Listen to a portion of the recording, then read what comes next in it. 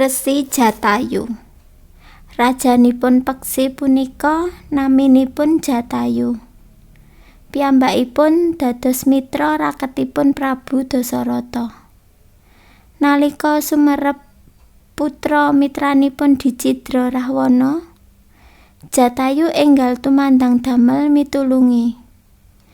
Kreta kencana dipuntrajang kemawon. Sinta dipunrebat. Rahwana nggegeki boten nguwalaken saengga dados udrek-udrekan rebatan Sinta ing gegana. Eman Jatayu kalindih dipun tatoni saha dipun ajar déning Rahwana. Salah satunggaling sewiwi sengkleh tugel. Jatayu tasih megap-megap dipun tendang. Kumleyangan ing awang-awang dangu-dangu dawah ing siti klebekan. Laju lampahipun kretanipun Rahwana nggondol Sinta. Sinta ngraosaken sakit. Badanipun lungkrah boten kanten-kantenan. Amargi dipun ceneng-ceneng kangge rebatan. Sekedap-sekedap polah nedya uwal. Nanging tetep kasikep déning Rahwana ingkang linambaran raos nepsu lan kasmaran dhateng Sinta ingkang satuhu merakati. Sinta sagedipun namung nangis, nyuwun welas asih saha ngrerintih sedih. Sekar cunduk, gelang, tuwin kalungipun sami dawah pating kejejer. Sinten kemawon ingkang sumerep kawontenan saha polahipun menapa dene mireng tangis tuwin pasambatipun Sinta, temtu tumut renyuh lan sedih. Kewan-kewan wana, wit-witan, tetuwuhan lan rerumputan kemawon tumut welas asih. Redi-redi mendel bisu sisah. Angin boten lumampah. Angkasa timbreng lemeng ngameng pesaput mega mendung.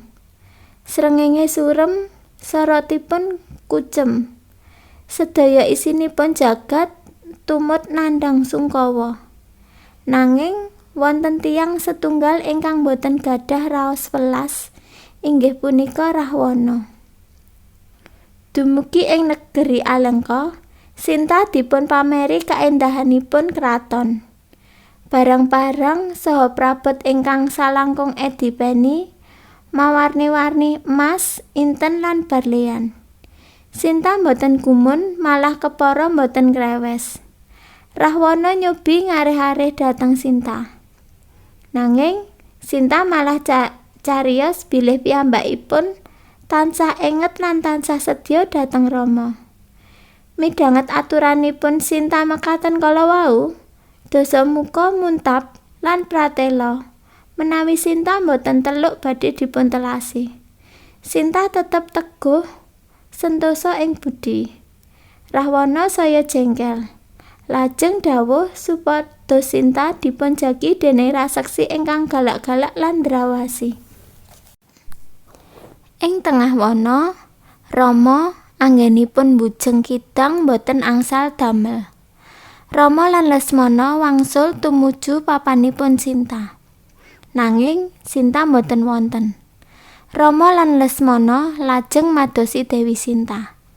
Ing tengahing margi, Rama manggihaken sekar cunduk sarta saperangan panggenanipun Sinta pating kececer.